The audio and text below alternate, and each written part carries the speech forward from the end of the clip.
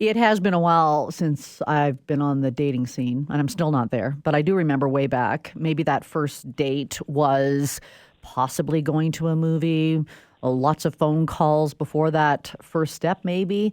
Things have changed so much during COVID, and my heart does go out to anyone who has been single, who's been trying to find love in the time of COVID. What I'm seeing a lot more now, especially when it comes to restrictions. I mean, we are now seeing restaurants open, but even then, you've got to be with someone who is in your small bubble or your household. So many restrictions. So even that is limited. But I'm seeing more and more people take walking dates. And maybe that's a good thing. I want to turn to Krystal Walter. She's a matchmaking, dating expert of Krystal Walter Matchmaking, joining us today. Hello, Krystal. Hello. You know, dating is hard enough as it is without having to have a pandemic thrown in. What have you been seeing over the last 10 months when it comes to your clients and how they go about trying to meet someone? Well, that's just it. It does come down to getting out and going for a walk, because at the end of the day, if you're not well versed with, technology, and a lot of people are on, Zoom calls all day. The last thing we want at the end of the day is another Zoom call. So a lot of people are going for walks.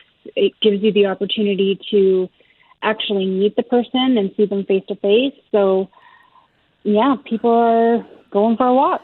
Turning to the outdoors, because even the idea of meeting in a coffee shop, as I said, the things are easing a bit, but there's still restrictions. So even with that in mind, when it comes to heading out to the great outdoors, what are some things people should be aware of? Because you are still meeting someone who maybe you've talked on the phone or some dating app. But what are some things people should be aware of if they are taking that step? Yeah, well, if you haven't met through me where everyone's verified, I mean, for sure, if you've met somebody on an app, you want to make sure that you have had a video call, that you maybe even a couple. You at least want to have a phone call, video call, make sure that you know what they look like, and go for a walk, where it is busier so that there is other people around, and not necessarily, pick a place that you can drive to and meet together that is, a public setting. And then you feel comfortable and you feel safe, and, weather right now, it's a little bit tricky. Some days are warmer, some days are not. So if it's cool, then there you go. That's your excuse for a quick, short walk. Prior to COVID, and as you say, your matchmaking service, at least you've done a lot of the checks and balances for potential couples. But there's always that point then where, all right, even if Krystal says we're a match, it's not going to work for me, I think I'll just say no. That might be more difficult if you've spent 2 hours on that first date walking around. Does it make it a little more difficult when you say it's not going to work? I mean, you find out pretty quickly if this person is for you or not. Right. And I mean, that's why getting out and going for a walk should be done. So then you do know that. And that's what dating is. So if you are going to struggle telling somebody that they're not for you or vice versa, then you're not ready to be dating. So you have to be able to go for the walk, you have to be able to meet people, and you have to be able to, communicate if you want to see them again or not.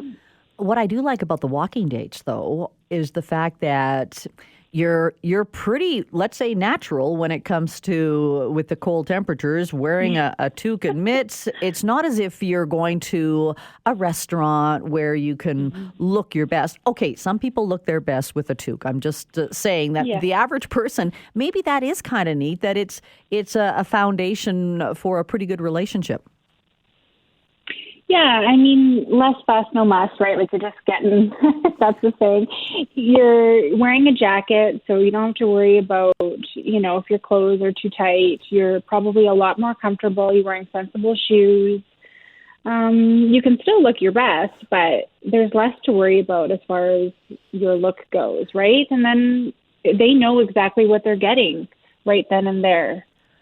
I've heard the term slow dating. I think that's what COVID has really highlighted is we're getting into, or people are getting into relationships slowly as opposed to maybe in the bar scene?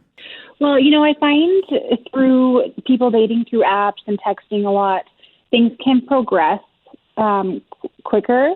And I believe that used to happen, but now with restrictions, people are definitely, it is slow dating. You can still go to another level virtually. It's easier for people to do that. But when you are getting out and going for the walk, you are definitely taking your time to get to know them. It's not as quick as, just texting back and forth or using an app.